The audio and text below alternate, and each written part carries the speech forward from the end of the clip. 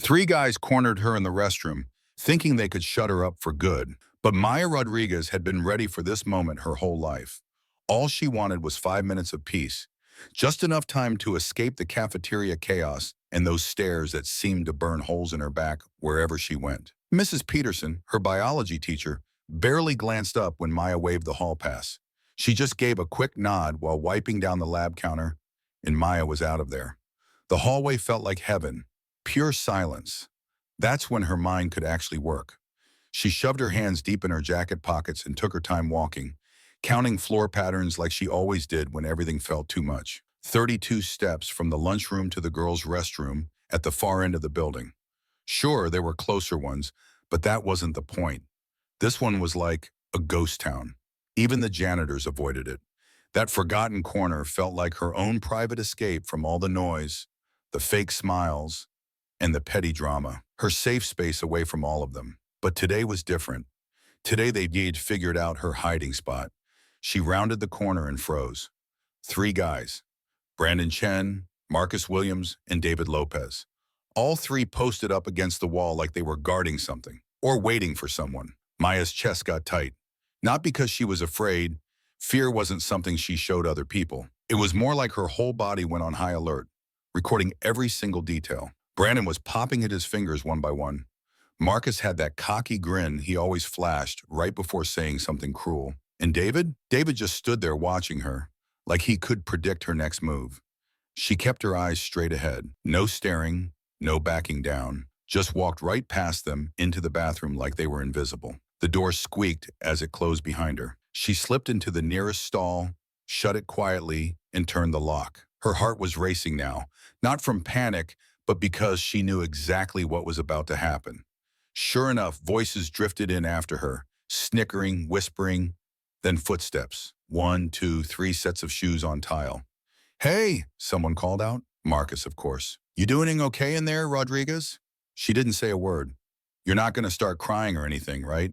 Because that would be really weird." Dead silence. "Remember last month in social studies?"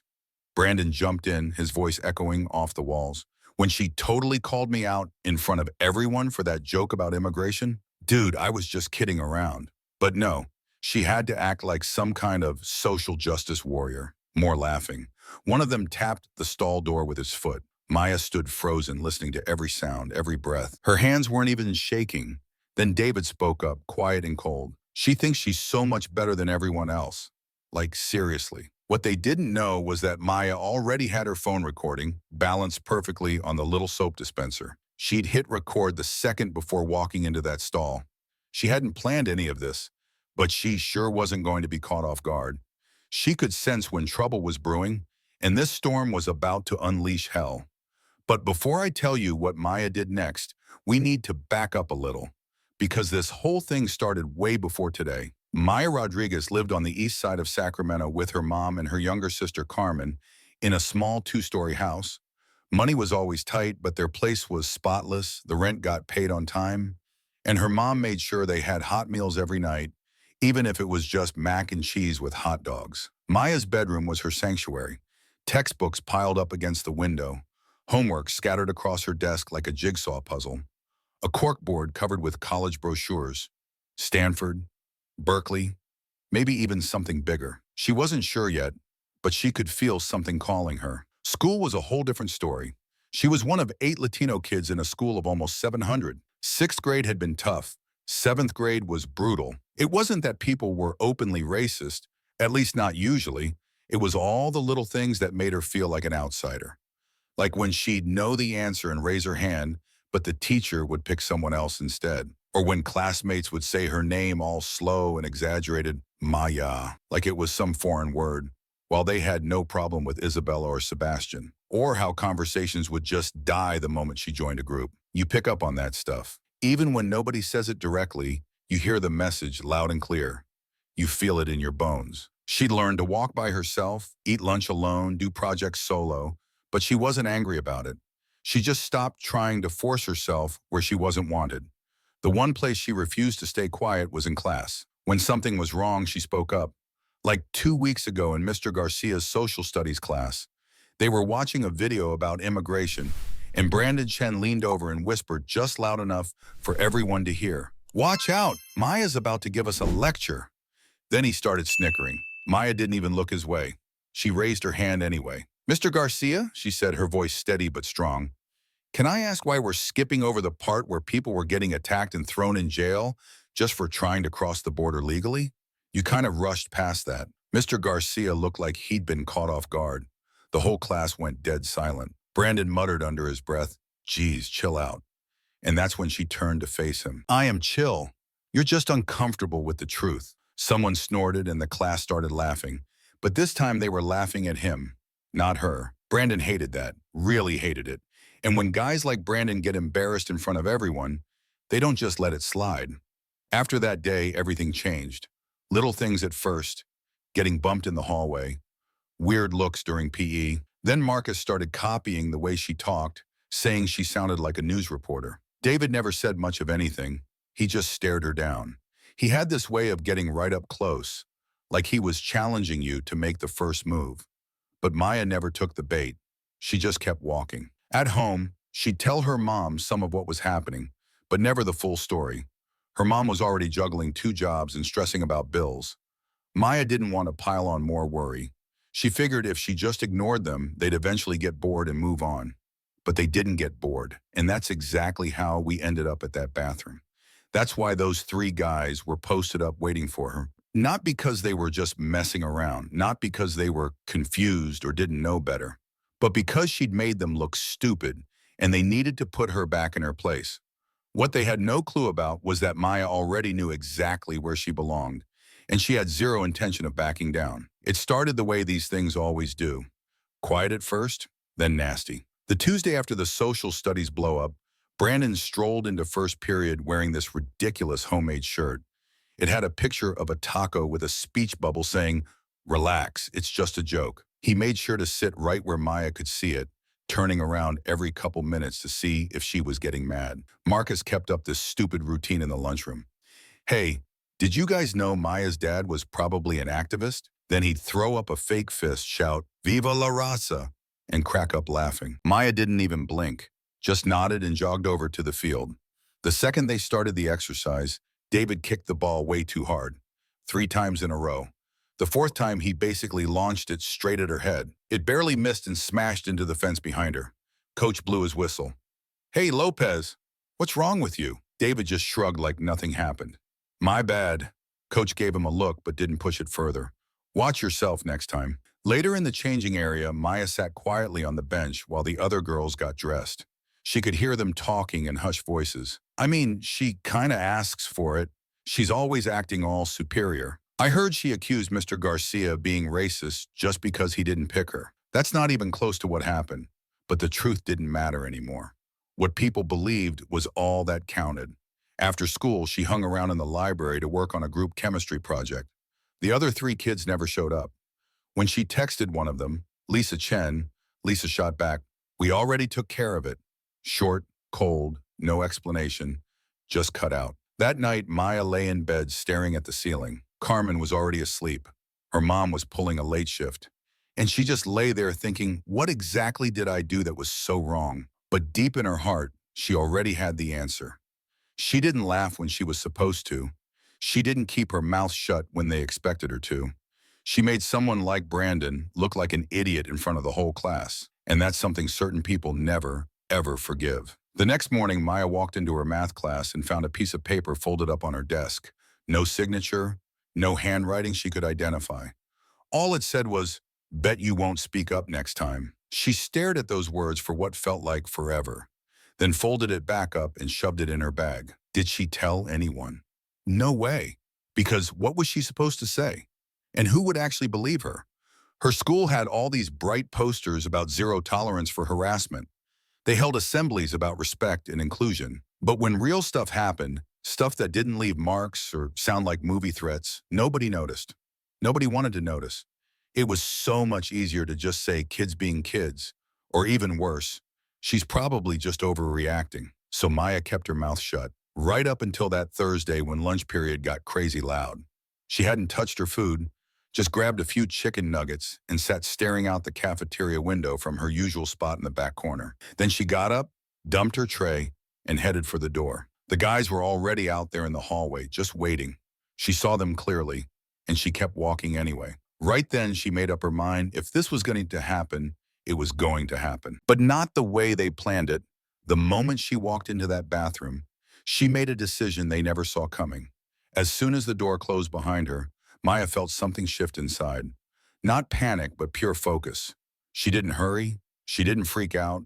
She walked to the last stall and locked it, just like she'd done countless times before. Her backpack went on the door hook, but her phone was already in her hand. Silent mode, camera ready, flip it to record herself. She hit the red button and propped it perfectly on the soap dispenser. No flash, no beeping. She stood perfectly still and waited. The guys didn't rush in right away. For a few seconds, there was just dead silence. Then someone pushed against the door. It squeaked open slowly. She could hear them chuckling, not loud laughs.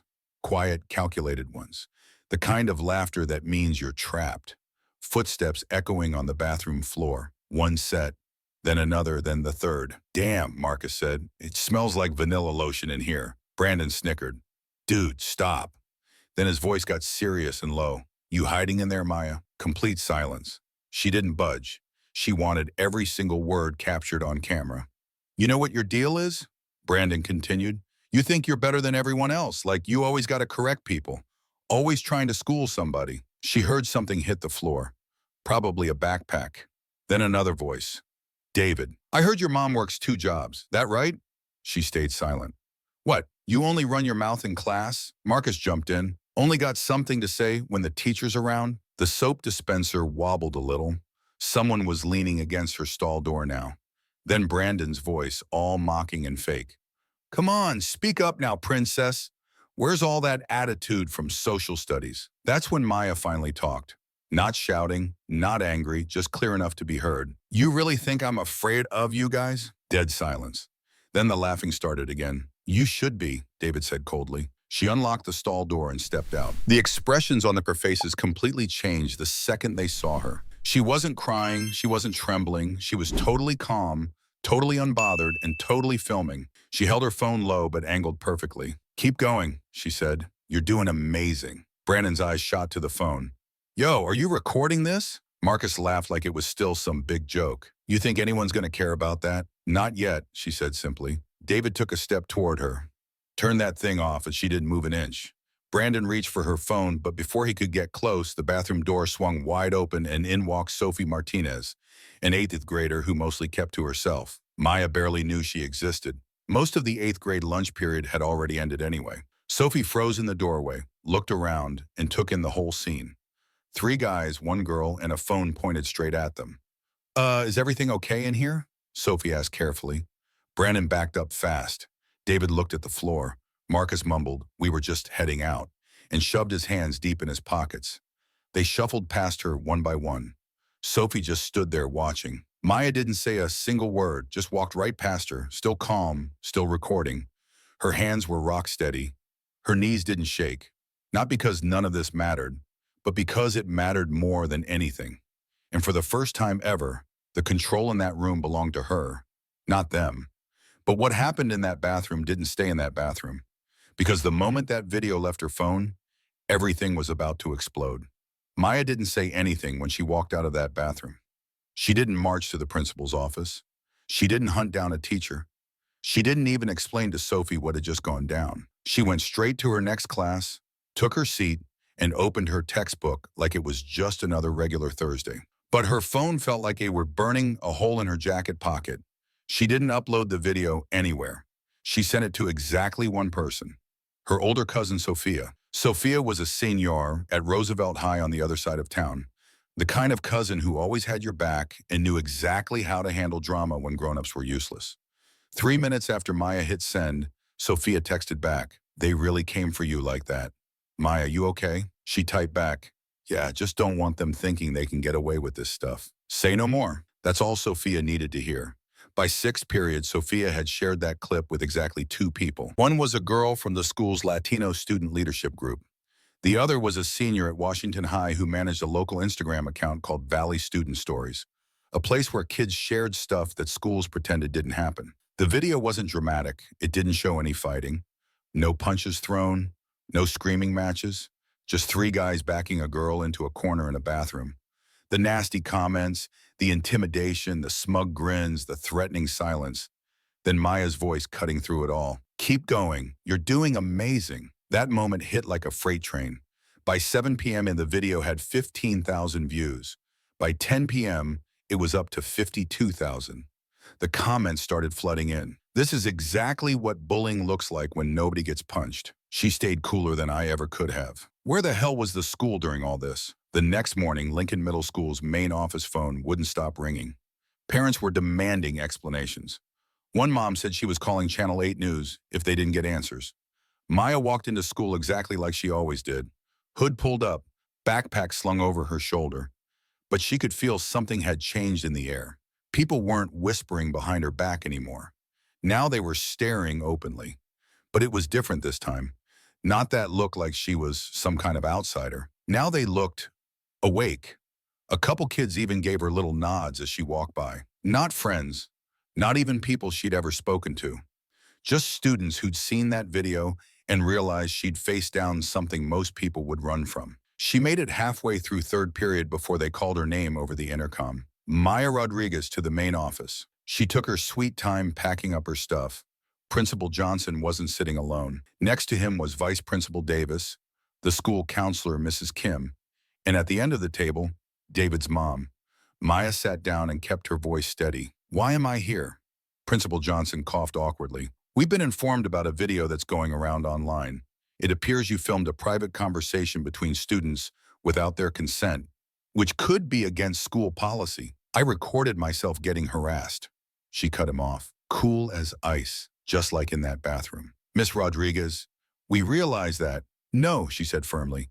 You didn't realize anything when I told you about Marcus stealing my answers. You didn't realize anything when Brandon was making fun of how I talked during PE. You only realize stuff now because the whole town is watching. Mrs. Kim leaned across the table. Maya, we're trying to give you a comfortable space to talk about your feelings. Maya turned to look at her directly. I don't need a comfortable space. I needed a safe school. You've had 3 years to figure that out. Dead silence filled the room. Then David's mom finally spoke up. Her voice was tight and defensive. My son told me they were just joking around. Maya stared right back at her, bro. Would you be cool with 3 guys trapping your daughter alone in a bathroom? That question sucked all the air out of the room. Principal Johnson clasped his hands together. We're launching a full investigation into this situation. There will definitely be disciplinary action taken. We really appreciate you bringing this to our attention. I didn't bring you anything, Maya said as she stood up. The truth brought itself. She walked straight out. That evening, the school put out their official statement. We have been made aware of a recent incident involving multiple students. While we cannot discuss specific disciplinary matters, we remain dedicated to maintaining a safe and welcoming environment for every member of our community. They didn't say her name, but everyone already knew exactly who they were talking about. But the real story was just getting started, because when the truth finally comes out, it doesn't just scratch the surface, it digs up everything that was buried underneath. The next morning felt like stepping into a different school. News vans were parked outside by 8:30 a.m. Security guards had roped off the main entrance. 4 school district officials showed up without warning and marched straight into an emergency meeting with Principal Johnson. Inside the building, you could cut the tension with a knife. Kids weren't gossiping about video games or social media drama anymore. They were talking about Maya, and not just her personally, but what she stood for. What happened in that bathroom hit people in a way nobody expected. Not because it was shocking or new, because it wasn't new at all, but because someone finally got it on video, because she kept her cool, because she stood her ground without yelling, without fighting back, without falling apart. By lunchtime, 2 more girls had spoken up. One black, one Asian, sharing their own experiences. Different details. Same basic story. Bathroom confrontations, cafeteria, jokes, teachers pretending not to notice. That Friday, the district superintendent showed up with a whole crisis management team. Maya spotted them through the office windows. Guys in dress shirts, women carrying folders and laptops, going through the motions while teachers kept checking the clock. They called her in for another meeting. This time, she didn't go alone. Her mom sat right beside her, quiet, exhausted from working double shifts, but completely focused. "I appreciate you calling this meeting," she said, "but don't fool yourselves into thinking this is about caring. You're just trying to cover your backs." The counselor tried to smooth things over. "We're really focused on rebuilding trust here." Maya's mom raised an eyebrow. "Didn't realize trust was in your budget before now." Principal Johnson cleared his throat and slid a printed packet across the table to both of them. Some new district policy about respect and inclusion. It looked professional. School logos, fancy formatting, all the right buzzwords. Maya flipped through a few pages and pushed it right back. "I already know what respect looks like. You just chose to forget." Outside that conference room, things actually started shifting. Teachers who'd been staying quiet for years suddenly wanted to have conversations. Mr. Garcia came up to her after class to apologize for not shutting down Brandon's comment. Said he'd completely mishandled the situation. Coach Martinez stopped her in the hallway one day. "I should have kicked David out of practice that day during soccer. That's totally on me." Maya didn't say much back. She didn't need to, because finally everyone was actually paying attention, even kids who'd never really noticed her before. That Friday, the school set up some kind of listening session in the library. Half the room was packed with students who wanted to share their stories. The other half was mostly teachers, administrators, and a few parents. Maya hadn't planned on saying anything, but when they passed the microphone her way, she got up. No prepared remarks, no written speech, just her own words. "I didn't make that video to get famous or anything. I did it because I was exhausted. Exhausted from being the only person who could see what was really going on. Exhausted from pretending mean comments were just jokes. Exhausted from feeling like if I said something about it, somehow I was the one causing problems." She stopped for a second. "But now you've all seen it too. And if you choose to ignore it after this, that's your choice, not mine." Nobody started clapping, not because they didn't support her, because they understood this wasn't some kind of show. This was her telling them exactly how things were going to be. The school announced the suspensions the next Monday. Brandon, Marcus, and David. 3 weeks out of school plus required counseling sessions. It wasn't perfect justice, but it was actually something. And for once, they didn't just get to walk away like nothing happened. But the biggest change wasn't about punishing those guys. It was about who was watching now. The whole community had gotten involved. Local parents put together a community meeting. A Latina graduate from the school came back to give the talk. The community college offered to run workshops about bias and student safety. Maya even got a handwritten letter from a woman who'd graduated way back in 1977. She wrote, "I walked those same hallways. I kept my mouth shut and my head down. You didn't let them silence you. Thank you for that." Maya tucked the letter into her binder. Did she feel proud? Not really. More like relieved. Like maybe this time things wouldn't just snap back to the way they were before, because the way things were before wasn't working for anyone. But the biggest lesson wasn't really about those three guys. It wasn't even about Lincoln Middle School. It was about something way more important. What happens when one person refuses to back down and forces everyone else to look at what they've been pretending not to see? 3 weeks later, Maya found herself sitting in front of a completely packed school gym. The school board had opened their monthly meeting to everyone in the community. Parents showed up, teachers came. Some students were there because they had to be. Others came because they wanted to see whether what happened to Maya would actually change anything. The podium looked tiny. The microphone kept crackling. But Maya didn't seem nervous at all. She was wearing her go-to sweatshirt, dark green, the one with the small hole near the pocket, and regular jeans. No fancy makeup, no special outfit, just exactly who she was. Principal Johnson was sitting in the front row, the superintendent right next to him, Brandon's mom on the other side. Everyone looked like they'd rather be anywhere else. Maya looked out over the crowd. Then she started talking. "I never wanted to be the girl from that bathroom video. I wasn't trying to make some big statement. I just got tired of staying quiet." The whole gym went silent. "See, when you're the only Latina in most of your classes, you figure out how to make yourself smaller, how to not stand out, how to make your voice quieter, your opinions less threatening. You learn how to make everyone else feel comfortable, even when you're definitely not comfortable." Someone in the audience was crying softly. But keeping everyone comfortable is exactly what allowed this whole thing to happen. Being comfortable is why people saw stuff, heard stuff, knew stuff was going on, and still chose to look the other way. She glanced toward the back of the gym, where a bunch of students were standing against the wall. Sophie was there. So was this kid from her art class she barely knew, who gave her an encouraging nod. I didn't speak up because I was fearless. I spoke up because staying silent wasn't protecting me anymore. It was protecting them. Then she put down her notes and walked back to her seat. No clapping at first, just silence. Heavy, real. Then one person started clapping, then another. Then the entire gym got to their feet. It wasn't some cheesy movie ending. This applause meant something. Over the next few weeks, Lincoln Middle actually started making changes. Real changes. Required training about bias for all staff. A student safety team run by kids themselves. A way to report problems anonymously that actually led somewhere instead of disappearing into a filing cabinet. Maya didn't volunteer for any of those committees. She didn't have to. She'd already done what needed doing. She went back to her normal life. Textbooks, homework, those long walks down empty hallways. But the way people treated her was completely different now. Teachers actually listened when she raised her hand. Students started asking if they could eat lunch at her table. Even Marcus, after he came back from suspension, slipped a piece of paper into her locker. Didn't realize you were filming, but I understand why you had to. She didn't write him back. There was no point, because this whole thing was never really about Marcus. It wasn't even about her anymore. It was about how fast things can go sideways when everybody's pretending not to see what's right in front of them, and what it takes to make people finally open their eyes. One day after school, while she was waiting for her mom to pick her up, Sophie walked over. "Do you ever get scared?" she asked. Maya thought about it for a moment. "Yeah, but being scared doesn't mean you have to stay quiet." Sophie grinned, and "I'm really glad I walked into that bathroom when I did." Maya nodded slightly.